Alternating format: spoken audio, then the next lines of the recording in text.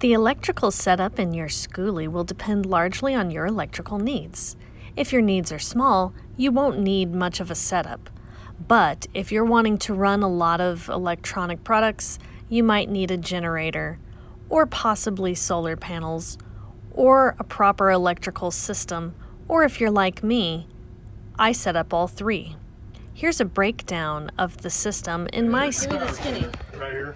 Oh, nice. Okay. And it's your 12 volt side is right here, and your 110 side is right here. Oh, nice. So what you could do, like if you wanted to add an air conditioner, you can put a breaker in right here and run a wire to your air conditioner. Oh, So and that'd be ready to go. cool. And then on your 12 volt side, power's all here already. And if you look right here, there's colors right here. Yes. Well, there's corresponding wires that's on the back side of this unit. You can actually pull it out, and you can actually, it's a green wire back there. You put a fuse in there, and you have power to that green wire. Okay. So that way you can run more 12 volt stuff like you And want then to there's a put. big stud on the back that's just the general ground, so you'll be able to run your power to whatever it is you want to power off of that colored cable, and then run a ground wire back to the ground stud on the back of this. Okay. Exactly.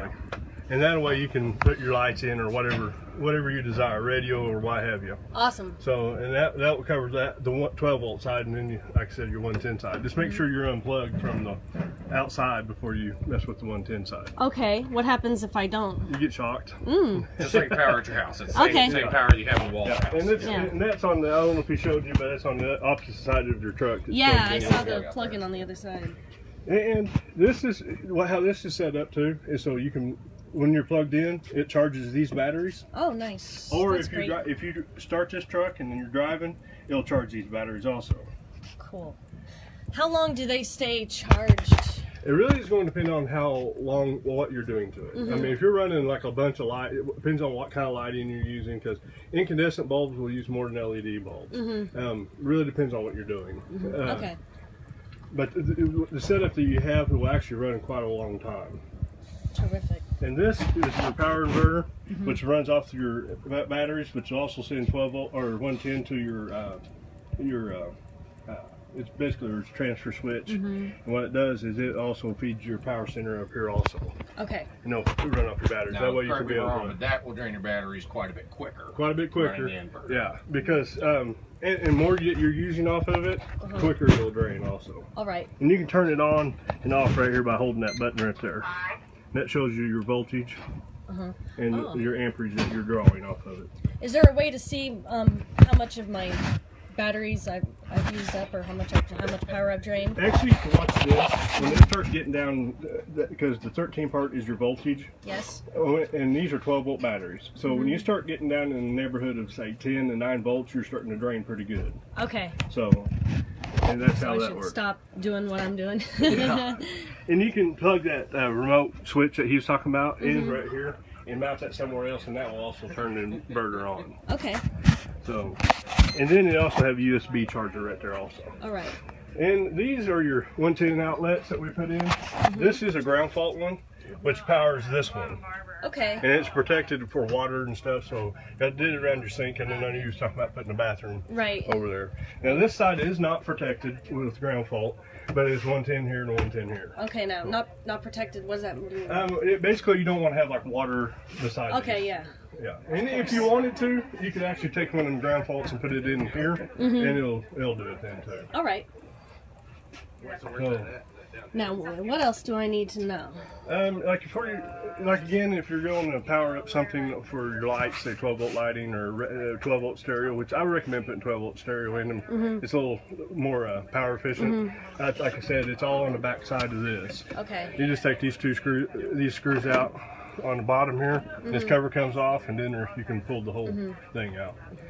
So, Now, if I get solar panels, how do I hook them up to this whole system? solar panels, you can actually hook them up down here to your battery. That circuit break, that is a circuit breaker that's mounted to that right there. That whole thing right there? Yes, and what that does is it protects the power back going from your batteries to the charging system. Okay. So that is, you can actually tap into there. That is one place where it can go directly to your batteries. Okay. I'd probably go directly to your batteries, that way you don't get nothing interfering. Right.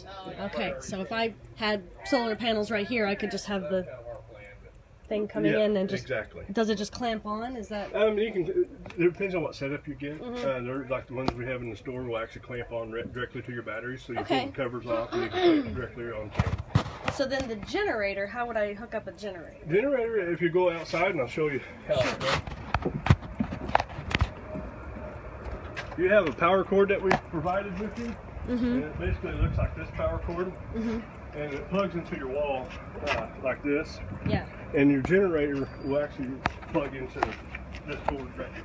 Well, yours is a lot nicer cord than what I got, but that will plug into your generator. I see. Okay.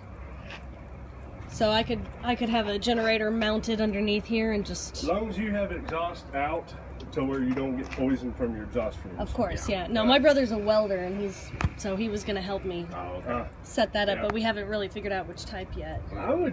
One thing that some people do is actually put it like on your receiver hitch Yeah, on since the you got back. that heavy duty receiver hitch, you Yeah. can just put a rack and mount your generator to that. You can even bolt it down to it, lock the rack onto. But would the cord need to come all the way around to go here? Yeah, and it should be you long would have enough. to plug it in. Yeah. Okay. Can it be plugged into the thing on the inside, or No, it the has to generator be- needs yeah, to be it has plugged to in be right right there. there? Wow.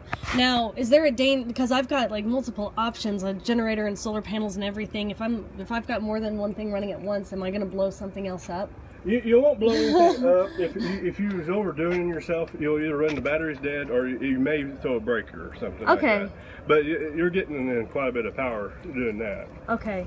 So with this setup, do you think solar panels would be the best to power everything, or do you think just driving and I could just rely on having driven that the house batteries will be charged for a while? The or- alternator on this is the best way to charge those batteries. That's Right. going to be the quickest way to charge. Okay. Yeah, it'll work even better than the converter charger that we put in. So if my thing was running low, could I just turn the bus on and just leave it running for a little bit, or does it have can. to be driving to charge it? No, as long as the motor's running. As long as the Okay. engine's Yeah. running, the alternator's turning, it's going to create juice to turn in there. Yeah. Cool. Now the lights, like that main control thing, is that still hooked up to the bus's battery, or is Yeah, that all that's connected still to hooked up the way it was. the? Okay then. Yeah. Cool. Yeah, we basically just tapped in to get it to charge these as well. We didn't change anything that was existing as far as I know. So conceivably, I can start plugging things in and using the electricity now, since Right. the alternator charges the batteries, Right, right? as long as you turn your inverter Yeah, you on. just have to flip that inverter on. Neato! Yeah. Yep. And your inverter also has a outlet on it too, so Okay. you can also plug into that. So I have to turn the inverter on in order for the electric. Yeah, and that's what's going to start pulling the juice from your batteries to put to the outlets. Okay. Now, but didn't you tell me, or no, you may have already mentioned that to her, as far as it takes a minute to kick over because of the transfer switch? Yeah, when you plug into the wall right here, it takes about 30 seconds or so before it actually makes all your power come on. Okay. So, Awesome.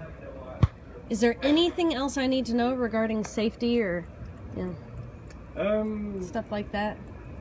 not that I can think of off the top of my head. Yeah, you basically just got kind of the standard 30 amp RV setup at this point. Cool. Yeah. And so you got room to grow, so with extra, stuff in the future. But yeah, it's just going to be kind of standard setup that you'd find on most travel trailers and things like that at this point. That is excellent. I think that answers all my questions. Thanks for letting me record you. Yeah, no problem. Otherwise, I wouldn't be able to explain it. I'll stop.